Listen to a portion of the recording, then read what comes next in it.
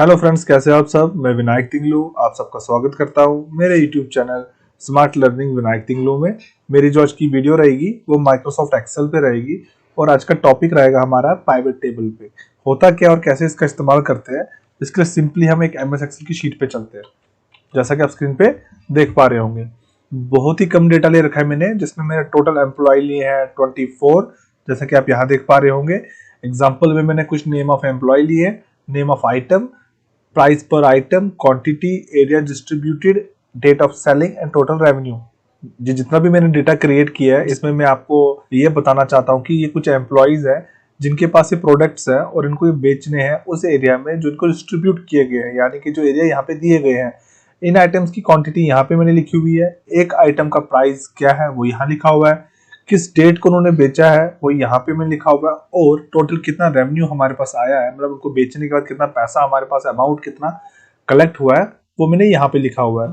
Example के लिए तो मैंने सिर्फ 24 नाम लिए हैं। अगर आप किसी कंपनी में काम करते हैं या कोई और काम करते हैं जहाँ पे आपको कुछ इस तरीके का डेटा होगा, उसको कैसे समराइज करेंगे उसके लिए हम यूज करेंगे पाइवट टेबल। दो तरीकों से पाइवट टेबल का इस्तेमाल कर सकते हैं, या तो शॉर्टकट की का यूज करेंगे, नहीं तो इंसर्ट में जाके हम यहाँ पे पाइवट टेबल का यूज कर सकते हैं। दोनों तरीके मैं आपको बताना चाहूंगा।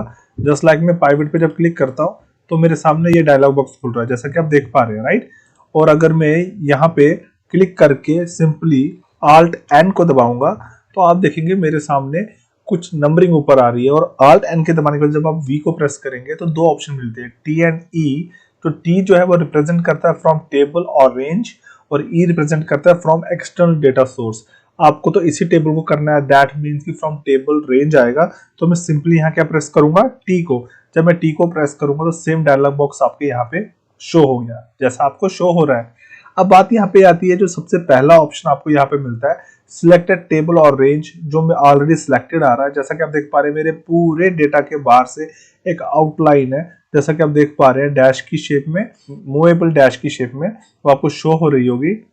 दैट मीन्स कि ये एरिया जितना भी इन्होंने कवर किया है वो सिलेक्टेड है, जो इसने ऑटोमेटिकली सिलेक्ट कर लिया है। पर मैं आपको एक बात बताना चाहूंगा, अगर मेरी ये सिलेक्शन यहाँ पे होती और फिर मैं अगर पाइवट टेबल पे क्लिक करता तो ये मुझे यहाँ पे डेटा को ऑटोमेटिकली सिलेक्ट नहीं करता, बल्कि मुझे कहता कि भाई आप मुझे वो रेंज बताए, वो टेबल बताए जिसको आप पाइवट पे चेंज करना चाहते हैं।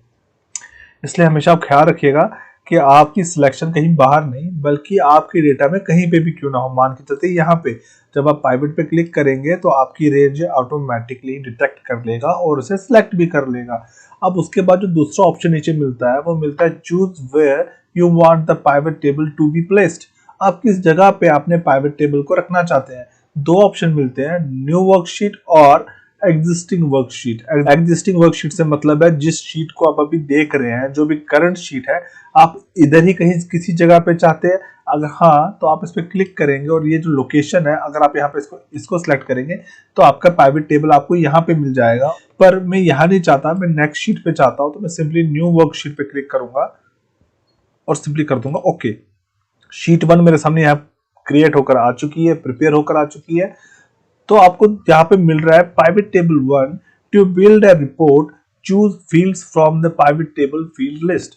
मतलब कि अगर आपको एक रिपोर्ट क्रिएट करनी है, यहाँ पे आपको पता चल गया होगा कि पाइवट टेबल का इस्तेमाल क्यों किया जाता है, एक रिपोर्ट को क्रिएट करने के लिए। और भी बेहतर तरीके से समझाना हो तो मैं आपसे कहूंगा, पाइवट टेबल का इस्तेमाल होता है डेटा को समराइज करने के लिए, सॉर्ट करने के लिए, रीऑर्गेनाइज करने के लिए, ग्रुप करने के लिए, काउंट करने के लिए, टोटल एवरेज निकालने के लिए। किससे? उस डेटा से जिसकी बेस पे आपने एक पाइवट टेबल क्रिएट किया है। यानी कि इस डेटा की बात कर रहा हूं मैं, जितना भी मैंने आपसे समराइज बोला, एवरेज बोला, काउंट बोला, इसका निकालने के लिए आप पाइवट टेबल का इस्तेमाल कर सकते हैं, जिसे सिंपल वर्ड्स में लिखा गया है to build a report.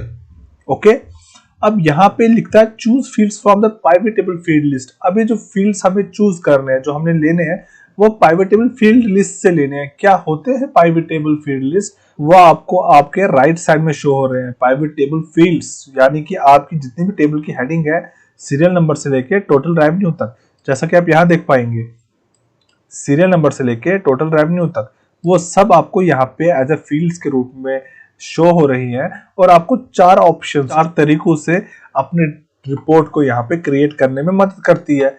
Filters, columns, rows and values. तो सबसे पहले मैं आपको बताना चाहूंगा, जब भी आपका डेटा आप पाइवट टेबल में यूज करें तो आपको एक चीज का ख्याल रखना है कि जितना भी आपका डेटा नंबर्स में है या डिजिट्स में है वो हमेशा अपने वैल्यूज में डालना है। मैं आपको डेटा दिखाना चाहूंगा, just like price per item, ये वैल्यूज में आएगा, क्वांटिटी हमेशा वैल्यूज में आएगी, टोटल रेवेन्यू भी हमेशा वैल्यूज में आएगा। बाकी तो नंबर्स नहीं है, ये तो डेट है, तो इसको आप कॉलम या रो में डाल सकते हैं। तो यहाँ पे मान के चलते हैं, एग्जाम्पल के तौर पे मुझसे कहा जाता है कि भाई मुझे दिखा दो कि आपके आइटम्स कौन कौन से हैं और उनका टोटल रेवेन्यू कितना निकाला गया है। तो अगर आप यहाँ पे होते तो आप या तो सॉर्ट करते हैं तो फिल्टर करते हैं ना, या कॉलम्स को हाइड करते सो दैट यहाँ पे सिर्फ नेम ऑफ आइटम और टोटल रेवेन्यू रह जाता, या कॉपी करके कहीं और ले जाते। पर प्राइवेट टेबल में आप क्या करेंगे, आप प्राइस, जैसे नेम ऑफ आइटम है इसको मैं कॉलम्स में डाल देता हूँ और इसके बाद टोटल रेवेन्यू को मैं नीचे डाल देता हूँ, क्योंकि टोटल रेवेन्यू मैंने कहा नंबर या डिजिट है तो इसको वैल्यूज में डालेंगे। तो आपके सामने सबका जो है वो टोटल आ गया। डेस्कटॉप का टोटल इतना बनता है जैसा कि आप नीचे देख पा रहे हैं। सम ऑफ टोटल रेवेन्यू देखिए डीवीडी राइटर का इतना बनता है जैसा कि आपको यहाँ पे शो हो रहा है, और ग्रैंड टोटल आपको यहाँ पे मिल रहा है। अब आपसे कहा जाता है कि यार ठीक है आपने ये तो क्रिएट कर दिया, तो अब आप नेम ऑफ एम्प्लॉय भी दिखा दीजिए कि किस किस एम्प्लॉय के पास कौन कौन सा आइटम था और उन्होंने कितना सेल किया और टोटल रेवेन्यू कितना आया। कितना सेल किया बाद में करेंगे, मतलब कि किन एम्प्लॉयज के पास कौन सा आइटम था और उसमें हमारा टोटल रेवेन्यू कितना हुआ है। ठीक है, मैं नेम ऑफ एम्प्लॉय को लेकर इसके नीचे डाल देता हूँ। तो देखिए अब आ गया, देखिए डेस्कटॉप राकेश देख रहे थे, आगे विमल भी देख रहे थे और विनायक भी देख रहे थे, तो टोटल डेस्कटॉप का टोटल यहाँ पे बन के आ गया। पर अगर आप इसको यहाँ पे बाहर क्लिक करेंगे तो ये प्राइवेट फील्ड हट जाएगी, जैसे मैं दिखाना चाहता हूँ। पर ये डेटा तो बहुत ही ज्यादा लंबा हो गया, जैसा कि आप देख पा रहे हैं काफी ज्यादा स्पेस ले रहा है। और अगर आप स्क्रीन का साइज छोटा भी करेंगे तो ये यहाँ पे आके खत्म हो रहा है, जैसा कि आप देख पा रहे हैं। पर ये तो अनरीडेबल है, नहीं रीड कर पाएंगे, बहुत ही ज्यादा छोटा हो गया। तो ऐसी कंडीशन में क्या करेंगे, हम सिंपली फिर से इस पे क्लिक करेंगे और यहाँ से इसको नेम ऑफ एम्प्लॉय को यहाँ रोज में ड्रैग कर देंगे और नेम ऑफ आइटम्स को अगर आप चाहे तो इसको भी ड्रैग कर सकते हैं। इससे क्या होगा मैं आपको दिखाना चाहूंगा, जैसा कि आप यहाँ पे देख पा रहे हैं हमारा डेटा हमारे सामने यहाँ पे क्रिएट होकर आ गया। तो सबसे पहला बेनिफिट प्राइवेट टेबल का, आपको ट्रांसपोज करने की जरूरत नहीं पड़ी, है ना, नहीं तो आपको ट्रांसपोज करना था। अब मैं जब इस पे क्लिक करता हूं मेरे सामने फिर से यहाँ पे सारी फील्ड्स आ जाती हैं। हम मान के चलते हैं कि आप इसको क्लोज कर देते हैं। अब आप कहेंगे क्लोज करने की क्या जरूरत है, जब हम बाहर क्लिक करते हैं तो हाइड हो ही जाता है और जब इसको क्लिक करते हैं तो ये शो हो जाता है। तो क्लोज क्यों करें, मान के चलते हैं कि आपने कर दिया, गलती से किया या अपनी मर्जी से पर कर दिया। अब अगर आप यहाँ पे क्लिक करते हैं ये तो शो नहीं हो रहा, तो ऐसी कंडीशन में आप क्या करेंगे, आप कहीं पे भी क्लिक करेंगे इस टेबल में, प्राइवेट टेबल एनालाइज पे क्लिक करेंगे, यहाँ पे फील्ड लिस्ट का ऑप्शन आता है, आप इस पे क्लिक करेंगे तो फिर से शो हो जाएगा। अगर इससे भी इंस्टेंट तरीका चाहिए, आप हेडिंग पे क्लिक करेंगे, यहाँ पे शो फील्ड लिस्ट पे क्लिक करेंगे तो आपको मिल जाएगा। तो ये तरीका भी आ गया आपके पास। अब मैं जैसे सम ऑफ टोटल रेवेन्यू तो निकल आया, दैट मीन्स मैंने सम फॉर्मूले का इस्तेमाल यहाँ पे नहीं किया, राइट। अब मैं साथ ही साथ में चाहता हूं कि सम के साथ साथ मुझे ये भी पता चल जाए कि मेरे पास मेरी क्वांटिटी कितनी थी। तो मैं क्वांटिटी को लूंगा, क्वांटिटी नंबर में है ना कि टेक्स्ट में, है ना, तो क्वांटिटी को यहाँ डालेंगे। तो क्वांटिटी को मैं यहाँ पे डालता हूं तो दिखाता है सम ऑफ क्वांटिटी मेरे सामने यहाँ पे आ चुकी है। अब सम ऑफ क्वांटिटी को मैं ड्रैग करके ऊपर ले जाता हूँ सम ऑफ रेवेन्यू से पहले, तो आप देखेंगे सम ऑफ क्वांटिटी यहाँ पे भी मूव हो गई, टोटल रेवेन्यू यहाँ पे आ गया। अब टोटल रेवेन्यू के साथ साथ में इसका एवरेज निकालना चाहता हूं, तो मैं क्या करूंगा, मैं टोटल रेवेन्यू को लेकर ड्रैग करके फिर इसी के नीचे रखूंगा। तो आप देखेंगे, आई एम सॉरी ड्रैग नहीं हुआ, फिर से करता हूं यहाँ पे, तो आप देखेंगे सम ऑफ टोटल रेवेन्यू फिर आ गया। अब मैं इस पे क्लिक करके सिंपली यहाँ पे क्लिक कर दूंगा समराइज वैल्यूज बाय। आप यहां से भी कर सकते हैं, या तो डबल क्लिक इसके ऊपर करेंगे तो यहां से भी कर सकते हैं। जस्ट लाइक मैं एवरेज पे क्लिक करता हूं, ओके कर देता हूं, तो मेरे पास एवरेज निकल के आ गया पूरे के पूरे डेटा का। जैसे देख सकते हैं कि हर एक चीज ग्रैंड टोटल में डिफरेंट आ रही है। अगर आप ग्रैंड टोटल नहीं देखना चाहते, आप सिंपली इस पे क्लिक करेंगे, आप यहां से जाएंगे डिजाइन में, आप ग्रैंड टोटल्स को यहां से कर दीजिए ऑफ, ये off for rows and columns, तो देखिए हट जाएगा ग्रैंड टोटल आपका। अब आपको ग्रैंड टोटल नहीं मिलेगा। इसी तरीके से आप सब टोटल को भी हटा सकते हैं, जो आपको सब टोटल में अगर दिक्कत आती है तो आप यहाँ से हटा सकते हैं। वापस चाहिए होगा तो आप कर सकते हैं on for rows and columns, जैसे मैं करूंगा तो नीचे मिल जाएगा मुझे ग्रैंड टोटल फिर से, जैसा कि आप स्क्रीन पे देख पा रहे होंगे। तो चलिए ये भी आपके साथ शेयर हो गया, और आपको मैंने इसमें ये भी दिखा दिया एवरेज निकालना, परसेंटेज, आप इनमें से अगर कोई भी एक चीज निकालना चाहते हैं तो आप निकाल सकते हैं। एवरेज निकालना तो आपको आता ही होगा, एवरेज निकालते कैसे हैं। मान के चलते हैं कि मेरे पास 3 चीजें जैसे 300, 400, 150, 3 आइटम्स है मेरे पास। तो मुझे अगर इसका एवरेज निकालना होगा तो फॉर्मूले की मदद से मैं लिखूंगा AVERAGE एवरेज, टैब की को हिट करूंगा, डेटा की सिलेक्शन करूंगा और एंटर कर दूंगा। तो मेरे सामने एवरेज आ रहा है 283.33। ये तो हो गया फॉर्मूला। अगर इसको मैनुअली निकालेंगे तो कैसे होता है, आपका जितना भी आइटम्स होता है उसका सम करने के बाद जितने वो आइटम्स होते हैं उसको से डिवाइड करना होता है। जस्ट लाइक मैं दिखाना चाहूंगा 300, 400, 300, 400 हो गया 700 प्लस 150 दैट मीन्स 850।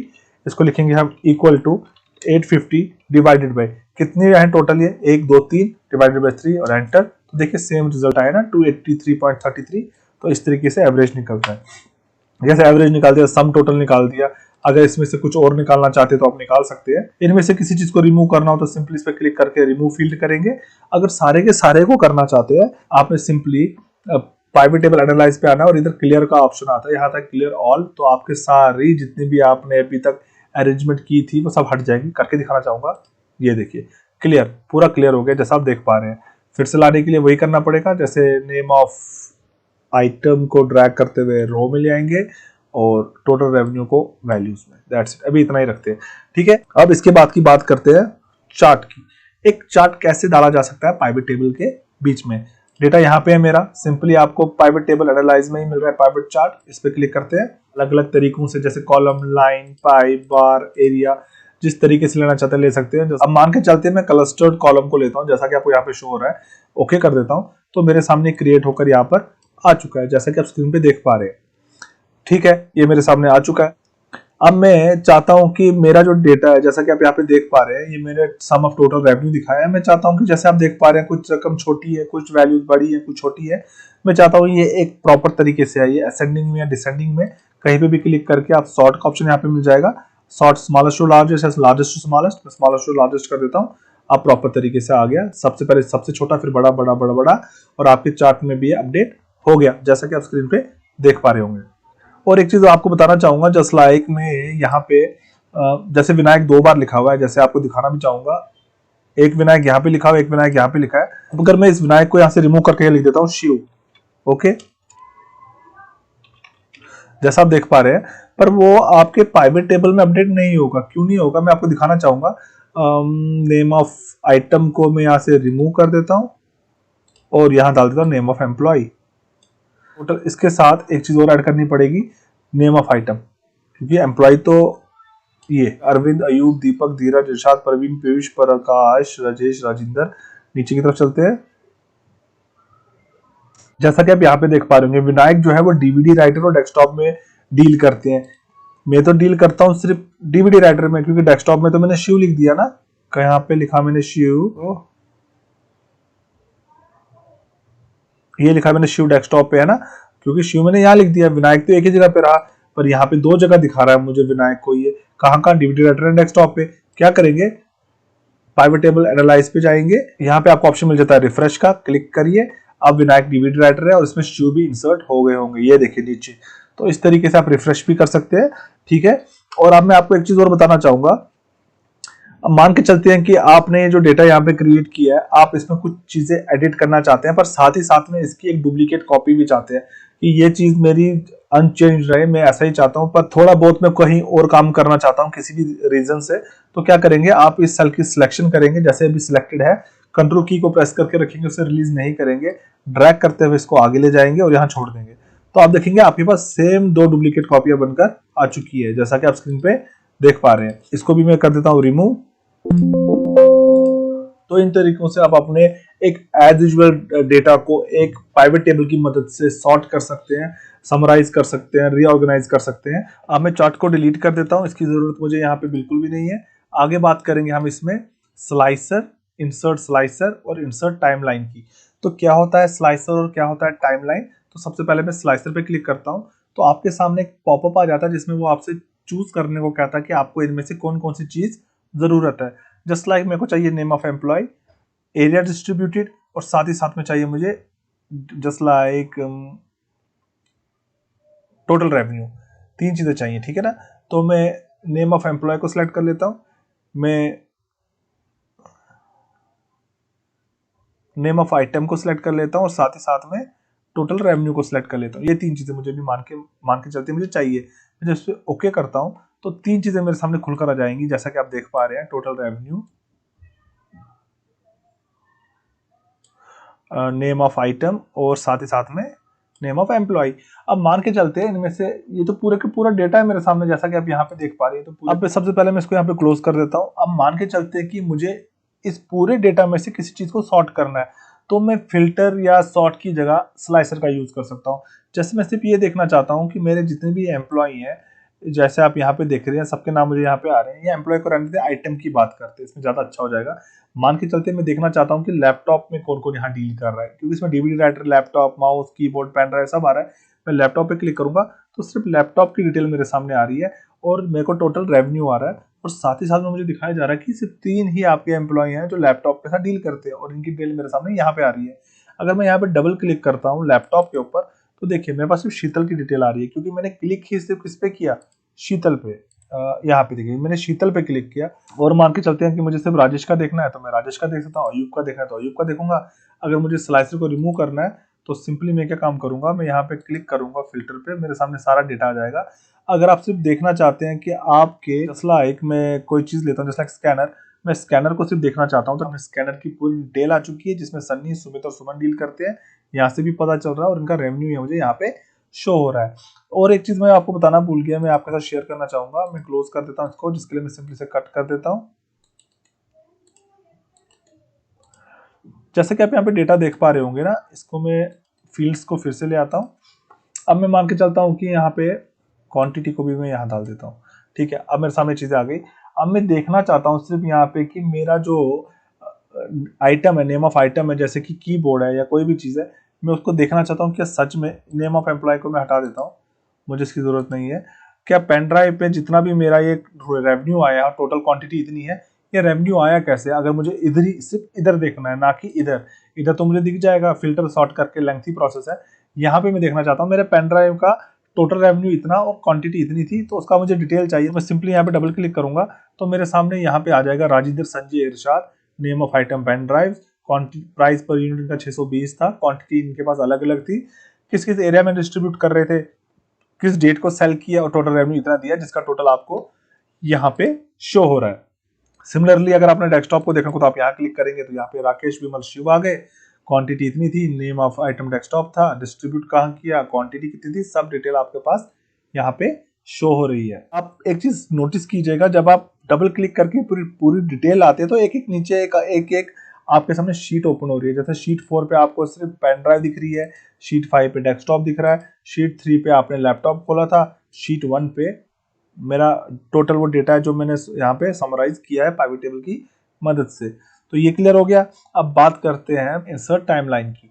जब मैं इस पे क्लिक करूंगा तो मेरे से सिर्फ एक चीज पूछता है, डेट ऑफ सेलिंग। क्यों पूछता है डेट ऑफ सेलिंग, मैं आपको दिखाना चाहूंगा। इंसर्ट टाइमलाइन के पास जब मैं अपने कर्सर को ले जाता हूँ तो ये मुझे बोलता है use a timeline to filter dates, मतलब कि ये सिर्फ डेट्स पे काम करता है। तो अगर मैं यहाँ पे जाऊँ तो डेट्स के लिए तो सिर्फ मेरा डेट ऑफ सेलिंग है, बाकी में तो डेट कहीं है नहीं। इसलिए जब मैं यहाँ पे क्लिक करता हूँ तो ये सिर्फ इसी एक कॉलम को शो करता है। जब मैं इसको ओके करूंगा तो मेरे सामने ये डेट ऑफ सेलिंग आ जाएगा, जिसमें मुझे मंथ वाइज शो कर रहा है कि जनवरी जो है मेरा, जनवरी में प्रिंटर, स्कैनर, डीवीडी राइटर बिका हुआ है। फेब के महीने में मेरा माउस, कीबोर्ड और लैपटॉप बिका हुआ है। मार्च के महीने में पेन ड्राइव, कीबोर्ड, डेस्कटॉप बिका है। अप्रैल के महीने में पेन ड्राइव, माउस और डेस्कटॉप। ऐसे अगर इसको आप इसको ईयर या क्वार्टर्स के या डेज के साथ देखना चाहते हैं वो भी दे सकते हैं, जस्ट लाइक डेज। तो ये मुझे दिखाएगा यहाँ पे जैन का महीना, जैन की 1st को मेरा डीवीडी राइटर बिका है, 2nd तारीख को, 2nd डेट को कुछ नहीं, 3rd को भी कुछ नहीं, 4th को भी कुछ नहीं, 5th को प्रिंटर बिका है, जो जैसा कि आप यहाँ पे देख पा रहे होंगे। जब आप यहाँ पे चेक करते हैं तो देखिए जनवरी 1st को बिका है डीवीडी राइटर और प्रिंटर बिका है जनवरी 5 को, जो कि इसने यहाँ पे मुझे 5 को ही डेटा शो किया है। और आप इसकी फॉर्मेटिंग भी कर सकते हैं, जैसे आप ऊपर से देख पा रहे हैं, कोई भी पैटर्न में, कलर में ले सकते हैं, और भी सारे ऑप्शंस होंगे जैसे कि आप यहाँ देख पा रहे हैं, जस्ट लाइक दिस वन। तो आई होप आप सीख गए होंगे पाइवट टेबल का इस्तेमाल आप कैसे कर सकते हैं। वीडियो पसंद आई है तो मेरे चैनल को लाइक, सब्सक्राइब एंड शेयर करें। Thanks for watching the video.